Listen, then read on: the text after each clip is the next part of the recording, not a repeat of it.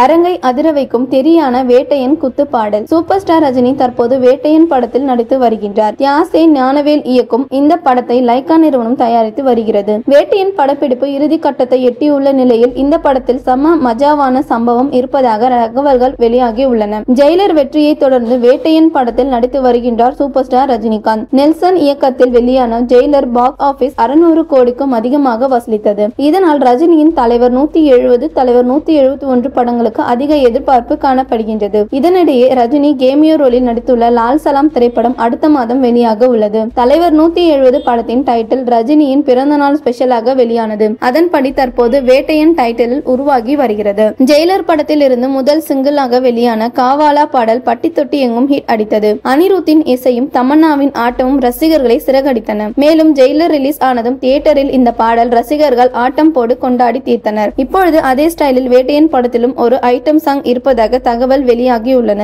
இந்த பாடலில் துஷரா விஜயனின் ஆட்டம் ரசிகர்களை கண் கலங்க அடிக்கும் என சொல்லப்படுகிறது. இது தவிர இன்னும் 3 பாடல்கள் 2 தீம் மியூசிக் வேட்டையன் படத்தில் இடம்பெற்று உள்ளதாக தகவல்கள் தெரிவிக்கின்றன.